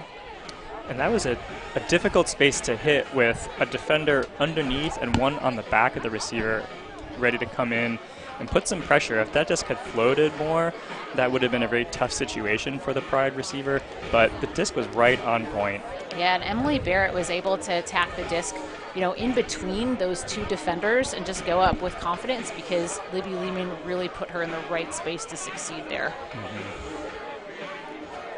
Again, I really do wonder how that weather delay, the Pride was slated to play the Milwaukee Monarchs today at 3 p.m. We had, the Pride had gone through almost their entire warm-ups, and then we had to go clear the field. We had a weather delay, for about an hour and a half, and the teams both warmed up again, took the field. We just started the pregame ceremony, and then the game, just continued to get delayed.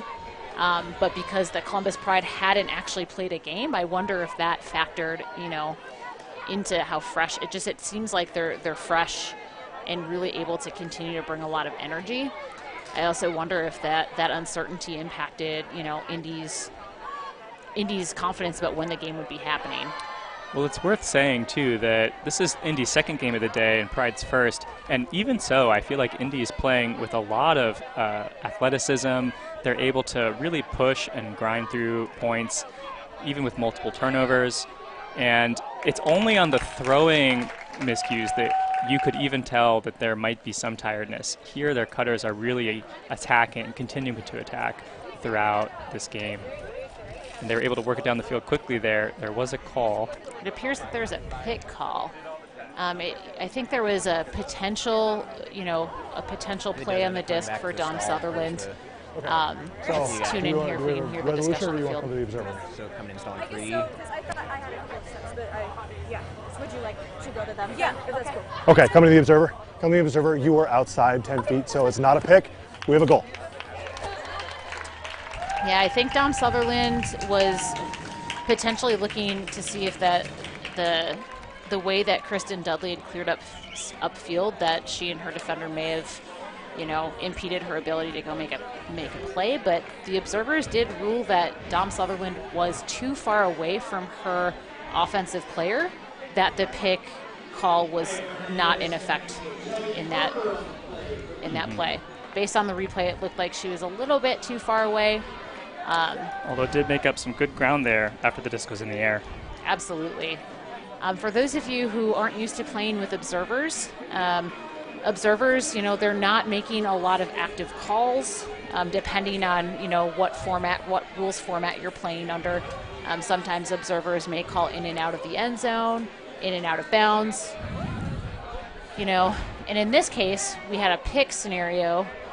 We can't quite see how close Sutherland was to Kirker in that cut, just because Kirker was off of the shot there, but there was a potential impediment there. But the question was Sutherland close enough to make the pick call when that contact kind of occurred? Good pressure on the pull from Smith. I feel like they could have even tried to cut that centering pass off rather than going right to the receiver. And again, I think this is a win for Indy Red. They're able to get the Pride out of that initiating pull play. And I think a lot of folks think, that a successful defensive possession is getting a block or forcing a turnover, when honestly just getting a team out of their primary option, that's a huge win for a defensive unit. And again, it feels like, Indy Red is finding opportunities to limit those continuations. And Lehman tries to go around the mark after faking the inside. Did a good job of moving the mark and was able to open up some space for the around backhand, but it was still just a bit outside of the receiver's reach. Difficult to toe the line there, too. Yeah, Duffner was really close to bringing that in and making a really difficult play there, but I think the throwing lane was just a bit too small for her to really get a read on the play and also toe the line. Some nice work in small spaces here. We saw a good over the top, 2 actually, one with a backhand and another upside down throw. And the Pride get another opportunity to try to score at their offensive line.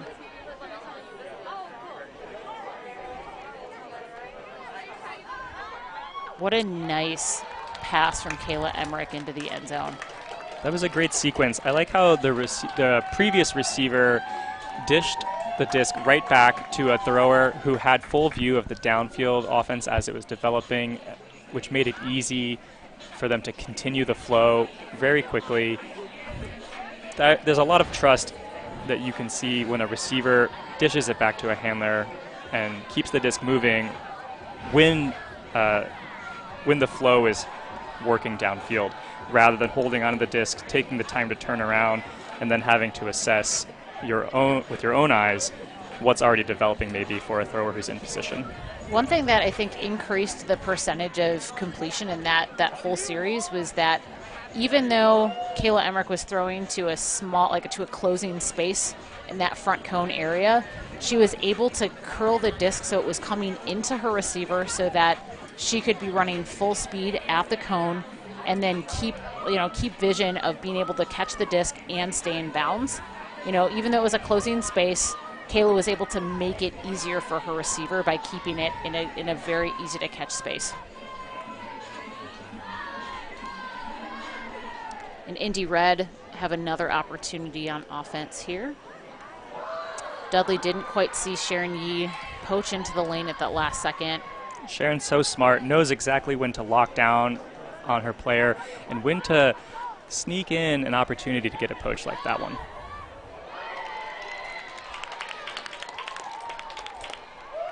You know, I think that that's a little bit different than the score that we had just seen, where the receiver is attacking the front cone, even though the disc had to take such a flat line to the receiver to be completed, even try to be completed, that it was too difficult to catch in that closing space. Mm-hmm.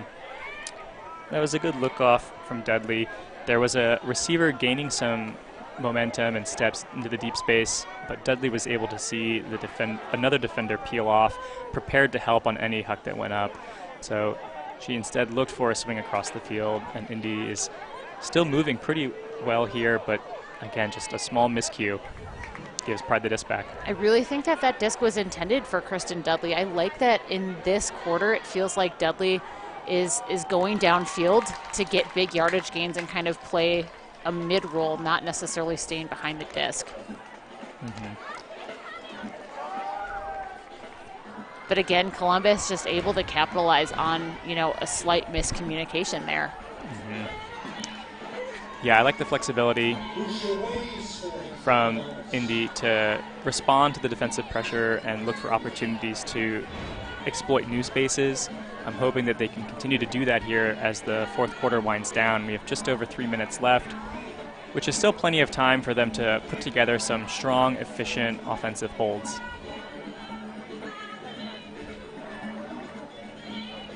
It feels like this second offensive line for Indy Red has been really effective at attacking the seams in the Columbus zone looks. I wouldn't be surprised if we saw, you know, something a little bit different than we've seen from Columbus thus far. You know, maybe a little bit more match downfield, but it looks like they're going to stay in a zone. Maybe there's some miscommunication. It looks like some of them expected to maybe play zone, and now they're in a match. And it took a couple seconds for all the defenders to find their personnel. And a call on the field will stop play, giving them an opportunity to point, communicate, and really be sure who they're going to be guarding here when the disc gets checked back in. And that's unfortunate because I think Indy Red found that seam, were able to attack, and then had some momentum. And it's unfortunate that that call, you know, kind of took away that momentum.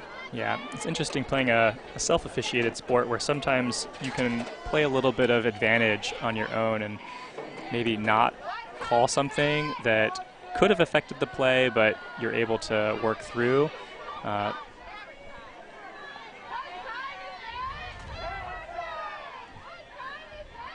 In Columbus Pride, again, like when they swing the disc to that break sideline, that farther sideline away, they're able to find somebody immediately in the middle of the field to get the disc centered and, again, get a yardage gain. And when you get the disc back into the middle of the field, you're able to have those inside breaks out into big spaces to receivers. And although that was it was a difficult throw, there was a lot more space to throw to. So when you get those kind of run-through blocks and you can get that fast pace, quick yardage gains, those inside breaks, you've got a lot of space to work with. And what we didn't see from that angle was that there was a really strong cut on the open side as well on a double move from the receiver, and the Pride handler was able to stay calm and collected and choose an even wider window with options on both sides. Yeah, and Schroeder was able to get into his space when the stall count was getting high, and the Indy Red mark was really focusing on taking away a dump. Schroeder was able to get out into that lateral space in the end zone and make that throw more likely to be completed.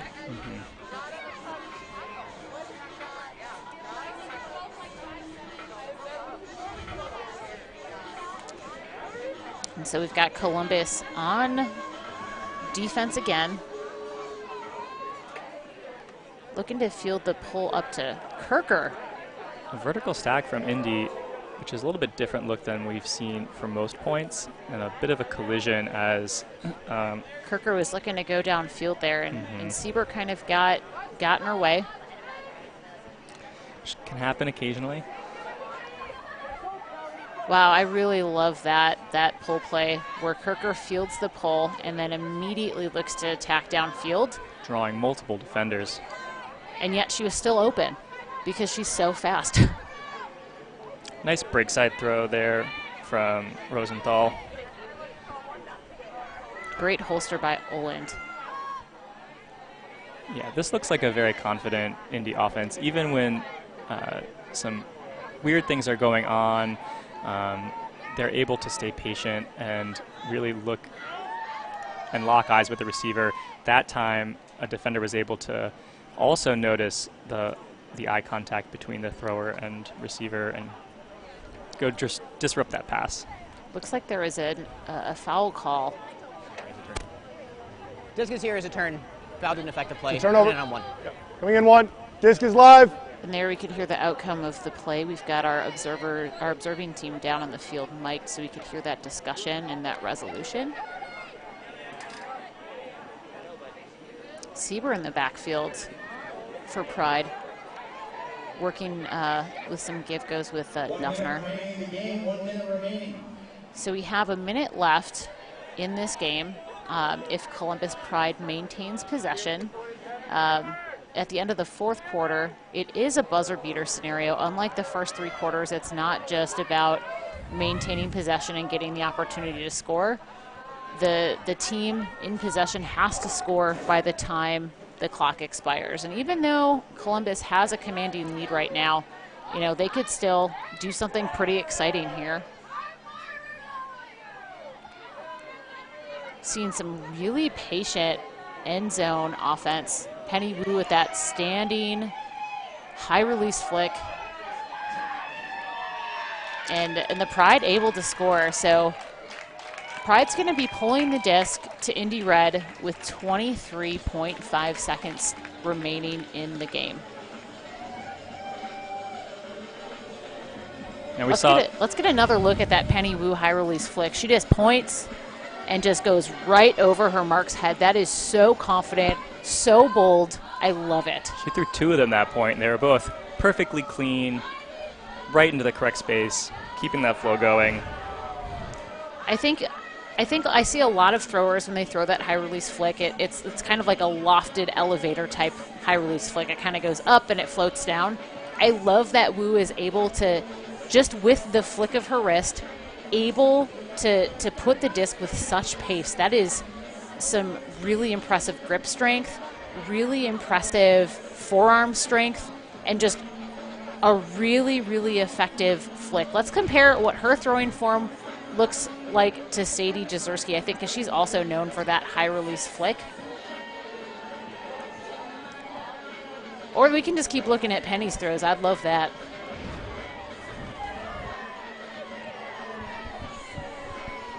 Penny Wu with the pull.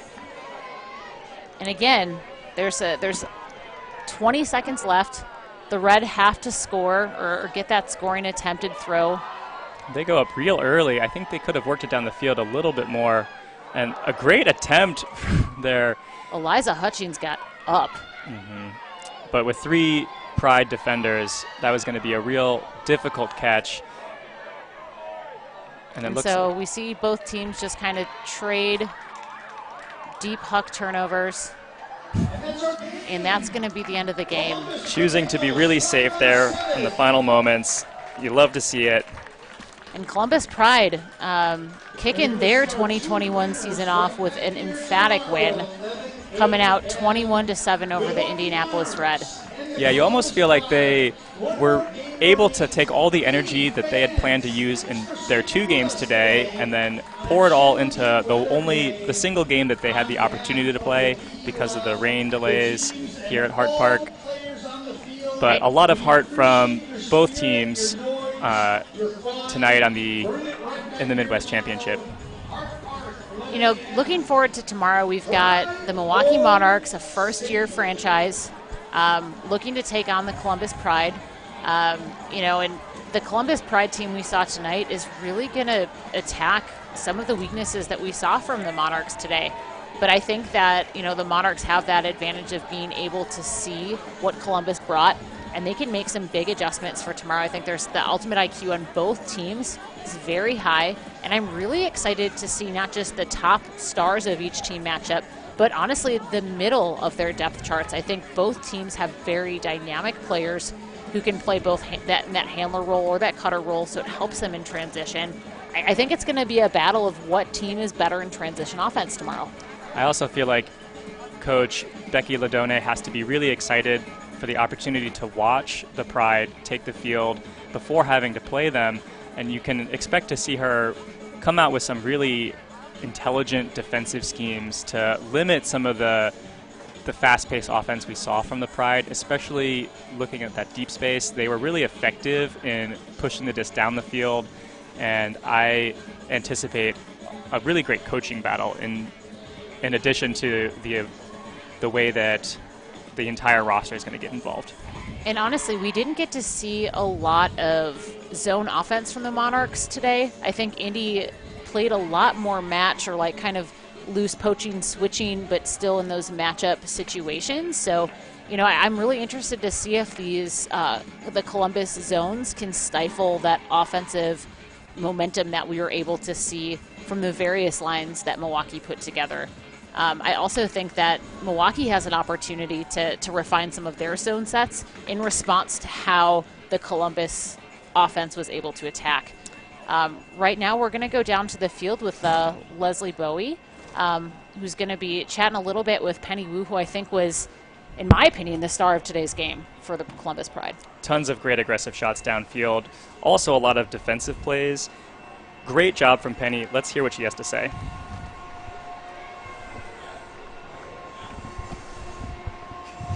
All right, I'm down on the field, right under the lights with All-Star Penny Wu from Columbus Pride. Penny, great game against Red, huge win. Also the first game you all have played together as a team. How are you feeling right now? I'm really tired. The PUL games are no joke, and that was a good fight. It's a big field, and we did a lot of running. Definitely. And what were some of the things you think your team did really well today? For a team that hasn't played together much, I think when we moved the disc really quickly, we looked really good, and it was very easy to score. When we slowed it down, when we were trying to find the best cut out of the options, I think we stagnated a bit, so I think we definitely should try to move the disc a lot faster in the future. Yeah, definitely. I think that'll be also really advantageous for you all against Monarchs tomorrow, since you all are both very quick movement teams. And one other question for you, what were some of your highlights from today? I think you personally had some really great shots, but what were some of the other highlights from today?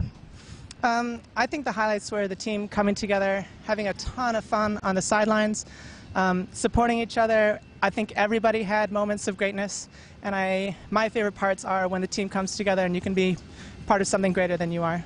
Yeah, we love that so much. All right, thanks, Penny. Have a great evening. Awesome job on the win, and then we will see you again tomorrow to match up against Milwaukee Monarchs. Back to you all in the booth. Thanks. Yeah, no, great job. Oh, I was going to do a high five. Let's take a look at some of the highlight plays from today's matchup. I think that we were really lucky to see some athletic plays from both teams tonight under the lights. I think both teams really brought a lot of energy and athleticism, looking to attack a lot of creative spaces. I'm really excited to see if what tomorrow's highlight package looks like when we're seeing Columbus take on Milwaukee.